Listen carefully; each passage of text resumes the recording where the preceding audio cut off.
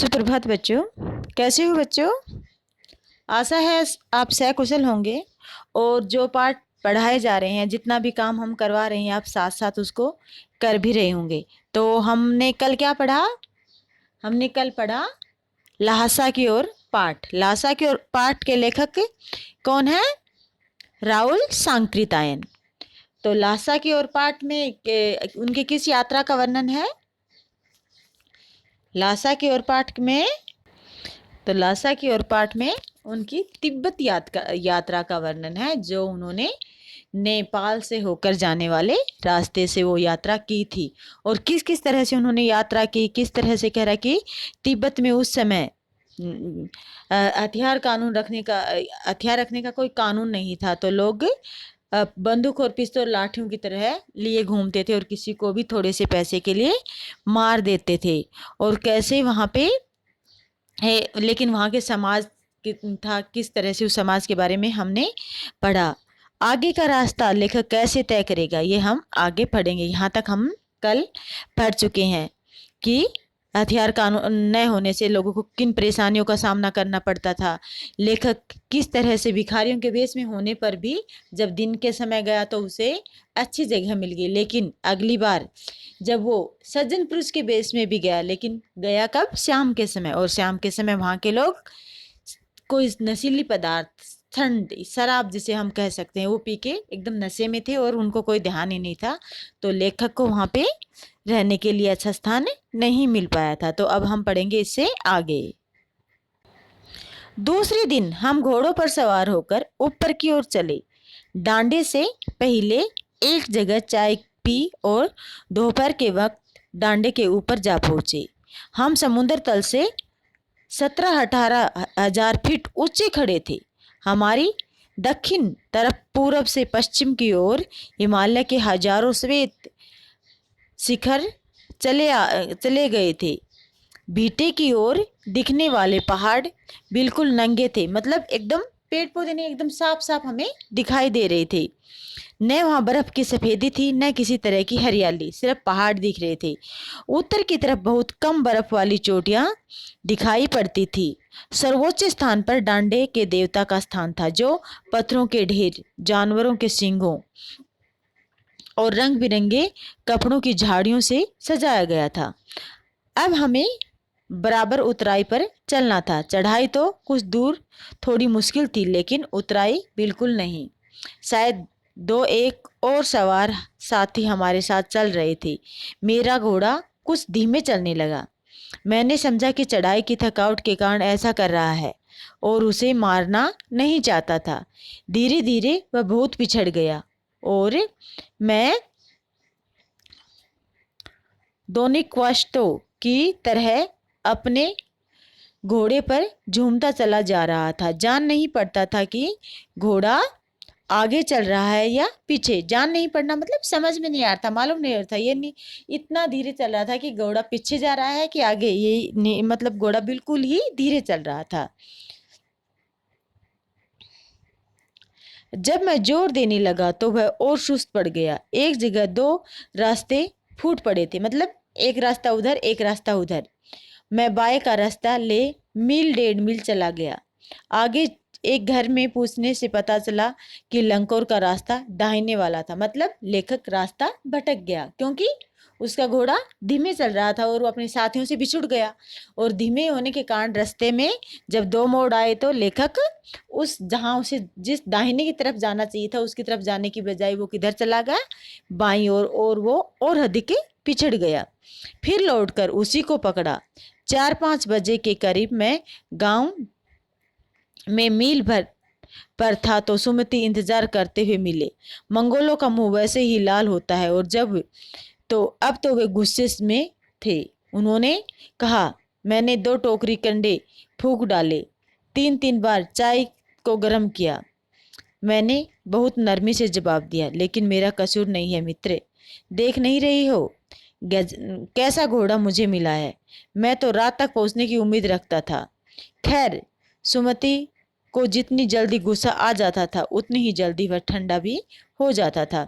लंकोर में वह एक अच्छी जगह पर ठहरे थे।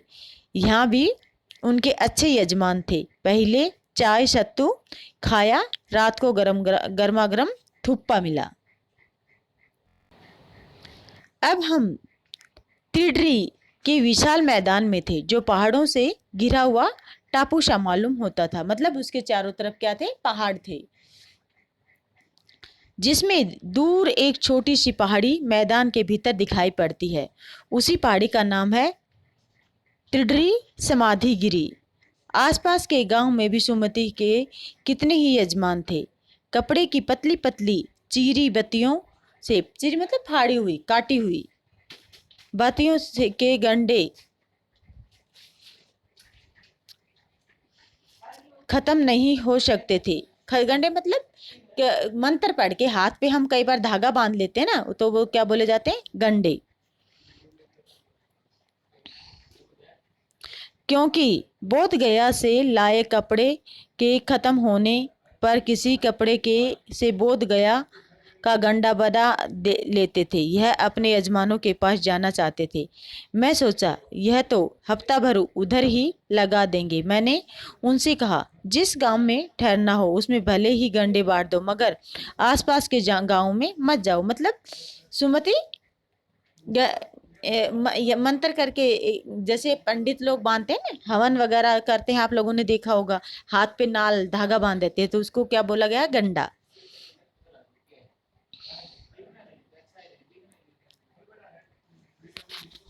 इसलिए इसके लिए मैं तुम्हें लहाशा पहुंचकर रुपए दे दूंगा। सुमति ने स्वीकार किया। दूसरे दिन हमने भरैया ढूंढने की कोशिश की, जो बाहर ढोता है, जो वजन ले जा सकता है था, लेकिन कोई न मिला। सवेरे ही चल दिए होते तो अच्छा था, लेकिन अब 10-11 बजे की तेज धूप में चलना पड़ रहा है।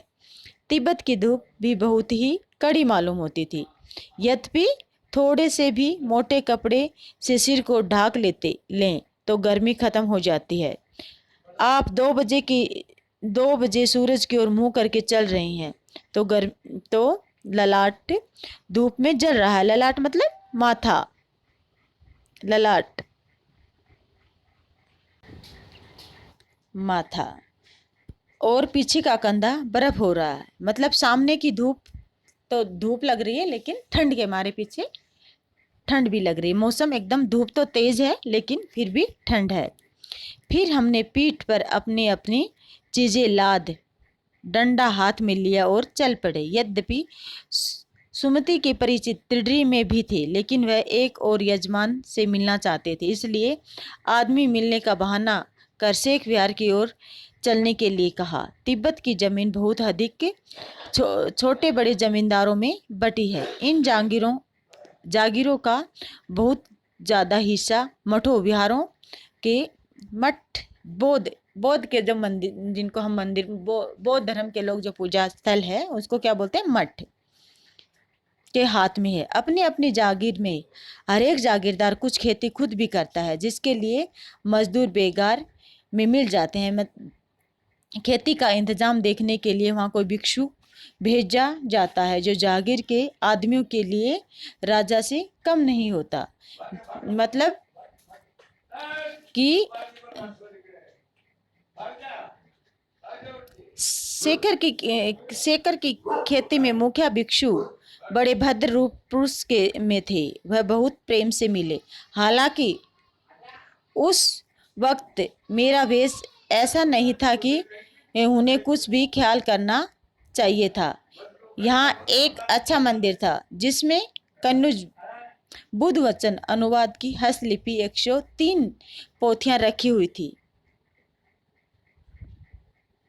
मैं वहीं लग गया। वह बड़े मोटे कागज पर अच्छे अक्षरों से में लिखी हुई थी।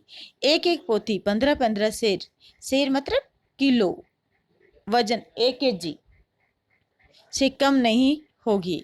सुमति ने फिर आसपास अपने यजमानों के पास जाने के बारे में पूछा। मैं अब पुस्तकों के भीतर था, इसलिए मैंने उन्हें जाने के लिए कह दिया। दूसरे दिन वह गए। मैंने समझा था 2-3 दिन लगेंगे, लेकिन वह उसी दिन दोपहर बाद चले आए। तिंडरी गांव वहां से बहुत दूर नहीं था। हमने अपना अपना सामान पीठ पर उठाया और भिक्षुक नम से विदाई लेकर चल पड़े। तो बच्चों देखा आपने कि किस तरह से लेखक रास्ते में घोड़ा धीमा होने के कारण बहुत पीछे रह गया, रास्ता भटक गया, और जो सुमति है वो अपने गंडे देता था, लेकिन वो एक जगह उनको बिल्कुल मना कर देता है और करता है कि हमें जहाँ पहुँचना है वहाँ पहुँचकर मैं पैसे दे दूंगा। लेकिन सीख विहार में क्या ऐसा होता है जो लेखक सुमति को गंडे बांधने के लिए इजाज़त दे देता है, क्योंकि उस समय लेखक बुद्ध वचन की पुस्तकों को पढ़ने में लीन हो जाता है, उन पुस्तकों को पढ़ने लग जाता है और वो उसको सुमति को जाने देता है। तो इस तरह से हमने तिब्बती समाज के बारे में पढ़ा, वहाँ के लोगों के बारे में पढ़ा, हथियार कानून न रहने से लोगों को कितनी परेशानी का सामना करना पड़ता था, ये सब हमने पढ़ा। तो इससे संबंधित हम प्रश्न उत्तर कल करेंगे। इस पाठ को आप अच्छे से समझें, दोबारा अपने आप पढ़ के देखें। धन्यवाद बच्चों।